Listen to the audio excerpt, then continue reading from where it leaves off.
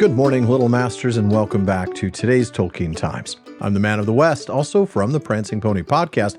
Let's get going with Silmarillion Saturday and wrap up this week.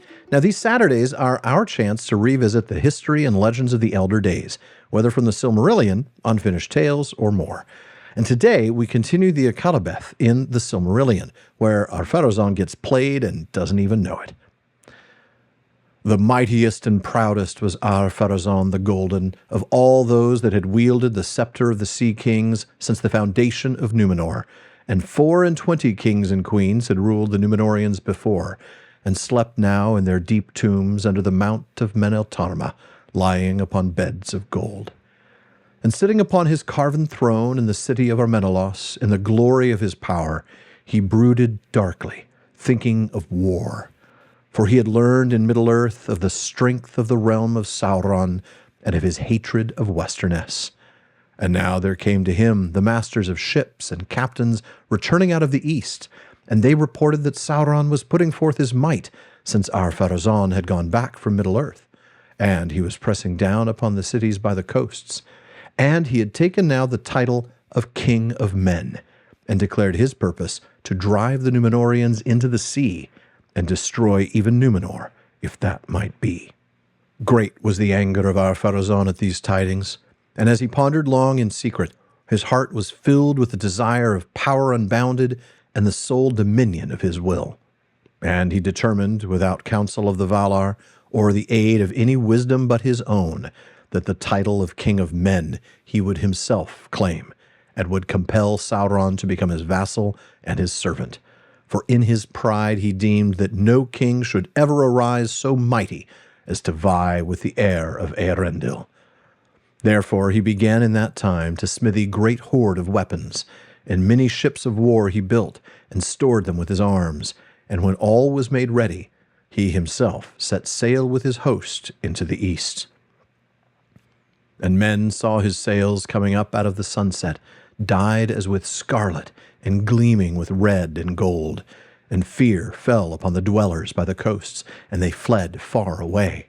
But the fleet came at last to that place that was called Umbar, where was the mighty haven of the Númenorians that no hand had wrought. Empty and silent were all the lands about when the King of the Sea marched upon Middle-earth. For 7 days he journeyed with banner and trumpet, and he came to a hill, and he went up, and he set there his pavilion and his throne, and he sat him down in the midst of the land, and the tents of his host were ranged all about him, blue, golden, and white, as a field of tall flowers. Then he sent forth heralds, and he commanded Sauron to come before him, and swear to him fealty. And Sauron came. Even from his mighty tower of Barad-dûr he came, and made no offer of battle. For he perceived that the power and majesty of the kings of the sea surpassed all rumor of them, so that he could not trust even the greatest of his servants to withstand them, and he saw not his time yet to work his will with the Dunedain. And he was crafty, well skilled to gain what he would by subtlety, when force might not avail. Therefore he humbled himself before Ar-Pharazôn, and smoothed his tongue, and men wondered, for all that he said seemed fair and wise. But Ar-Pharazôn was not yet deceived, and it came into his mind that, for the better keeping of Sauron and of his oaths of fealty, he should be brought to Númenor, there to dwell as a hostage for himself and all his servants in Middle-earth. To this Sauron assented as one constrained, yet in his secret thought he received it gladly, for it chimed indeed with his desire.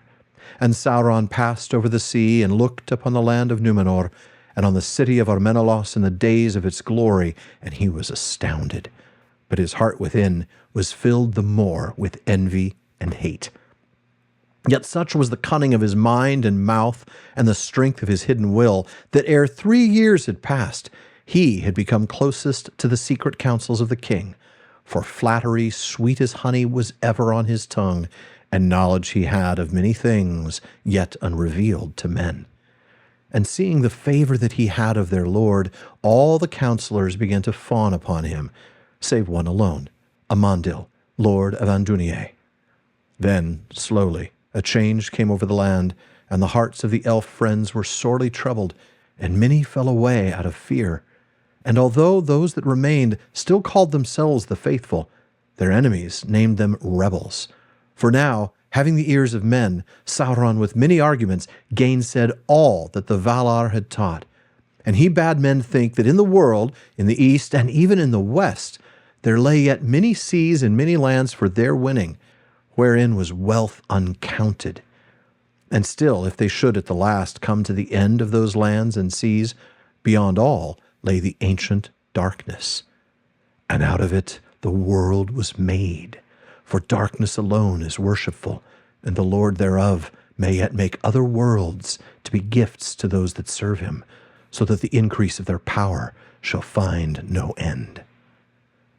And Ar-Pharazôn said, Who is the Lord of the darkness? Then behind locked doors Sauron spoke to the king, and he lied, saying, It is he whose name is not now spoken, for the Valar have deceived you concerning him, putting forward the name of Eru, a phantom devised in the folly of their hearts, seeking to enchain men in servitude to themselves. For they are the oracle of this Eru, which speaks only what they will.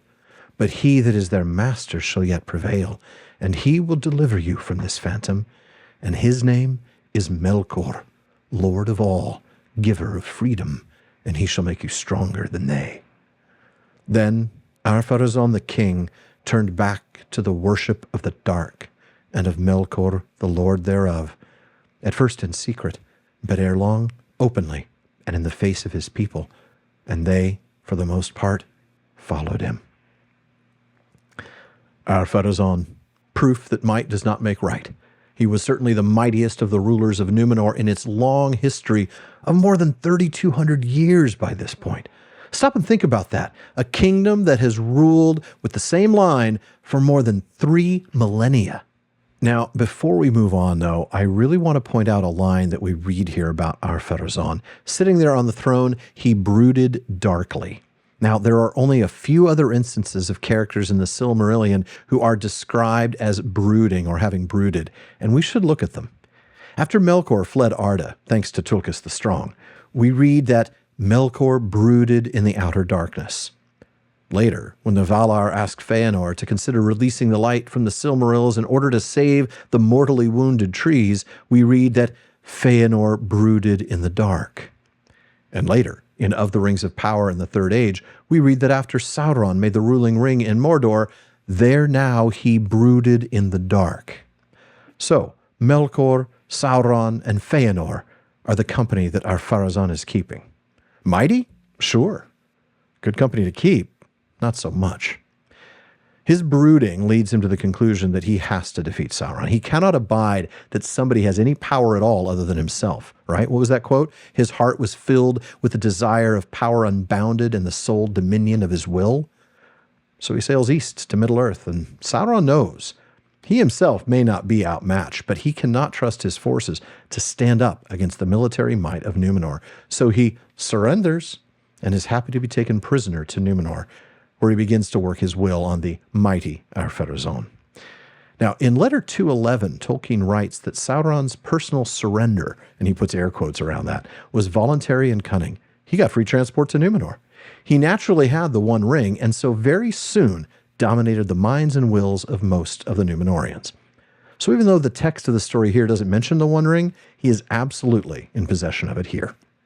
Now, we'll get more into the worship of darkness and Melkor next time, but it's no surprise that after generations of rejecting the good, embracing the evil comes far too easily.